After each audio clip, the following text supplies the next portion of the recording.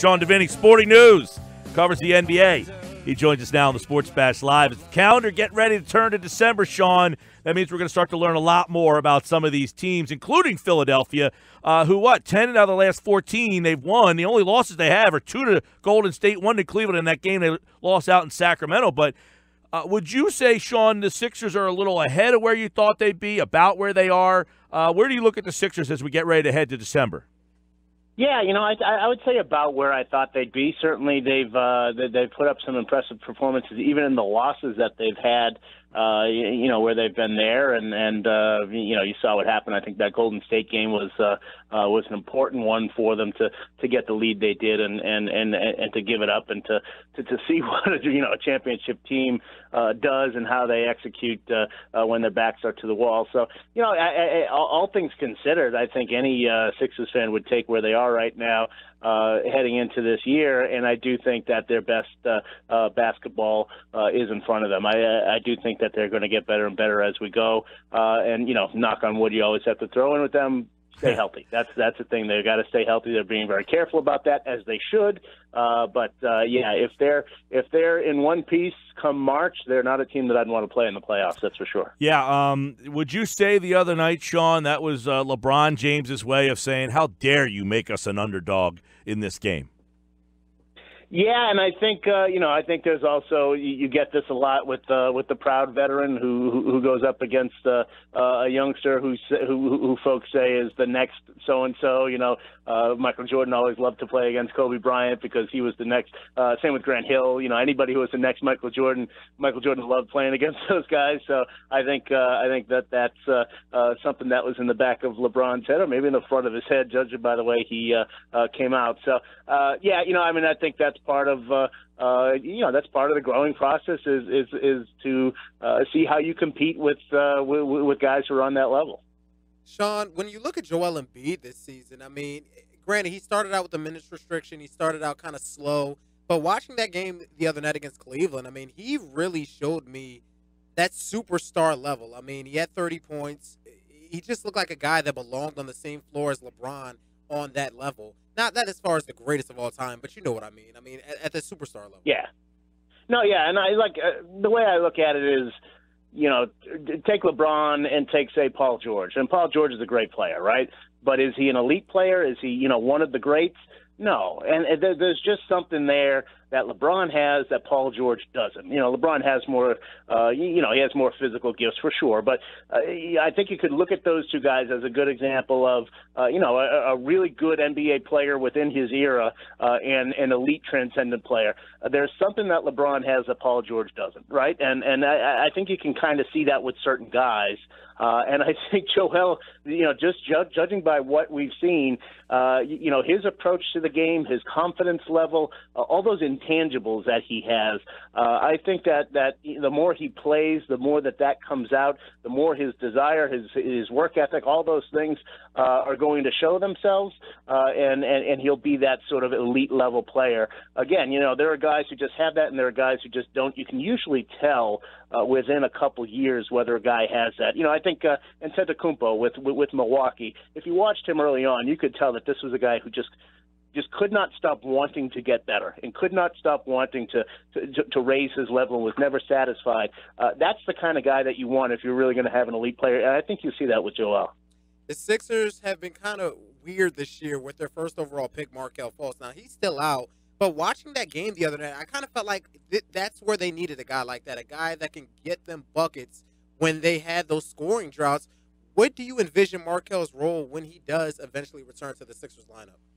Yeah, I think they need. I think you're right. I don't think they need a number one option, which is good for him. Obviously, they've got that, and they probably have another two option. But they need a guy who can take some of the ball pressure, the ball handling pressure off.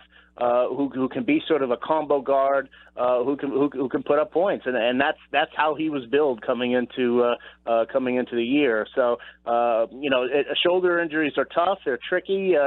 You can think that you're making progress, and then the doctors get in there and look at it, and they still see a tear or they still see a red flag, and even though you might feel good, it's a tricky injury to deal with. It's also an injury that can come back very easily. Everybody who's watched baseball knows that, for a pitcher, anything with the rotator cuff or anything like that is almost a death sentence.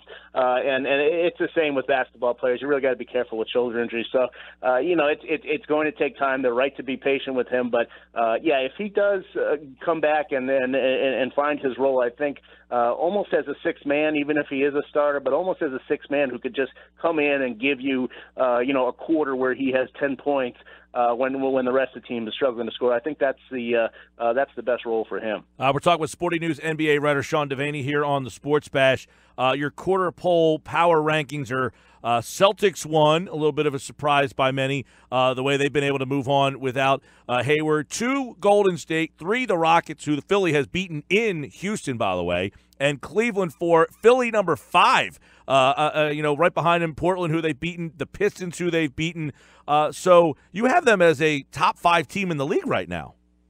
Yeah, well, and let me just say, Mike, that part of that is there have been some underwhelming teams in the league. We expected a lot more from Oklahoma City, for example, and they have not come through with that. So you can go right down the list.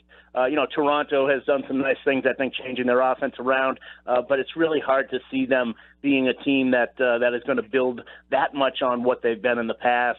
You can go right down the list. There's the Clippers, of course, with all the injuries they've had. They had a good start. I think Denver is a team a lot of people expected a lot of, Minnesota. And all these teams are just about around 500. I think what separates Philly is they've gone on the road and won, despite being a young team. And even their losses, like I said before, you can see that this is a team that's growing and that's going to get better and better as the season goes on. Yeah, that's an interesting point you made. The fact that they went on that West Coast trip and that game they lose to Sacramento, just an awful loss there. They could have had a 4-1 West Coast swing. Yeah. Winning on the road as this young of a team early in the season. See, Sean, I thought they would really struggle coming out of the gates, and then like last year around the December, January, really start to turn it on as they got together. I'm a little surprised they got out of the gates this successful this fast. Yeah, and I agree with you that one thing that happens is I think a lot of people look at the standings and say, hey, this team's off to a great start, this team's off to a terrible start. Well, let's see who they play, let's see where they've been, what their schedule has been. People talk about what a great start the Knicks have had. Look at who they played and look at where they played them. I think they played something like 12 out of their first 17 at home. So let's see where the Knicks are in a couple of months, because that'll even off. That's not a very good team. So, I think you do have to take some of that into consideration. And I think that the road that Philly has had to take here in the first month and a half of the season, has been difficult. And the fact that they've come out of it above 500, you got to give them a lot of credit for that. Hey, real quick, you look at the other night, LeBron was in Philly, and obviously there's a lot of talk there. Any quarter pole feeling on LeBron's future as he sits in Cleveland right now, the way this season has gone for him? Do you think because there was so much, he's definitely gone. Then, I think he'll stay in Cleveland. Halfway, quarter pole into this season, any feel on LeBron's future? I thought he was out of there pretty much for much of the last year. I don't think that the things that happened at the end of last year with David Griffin and all that, he hasn't forgotten that. That's not, LeBron is not a guy who forgets things like that. So I think that all that stuff is going to stay with him. I still think you're crazy, Mike, to think he's coming to Philadelphia, but I appreciate your I'm not even sure.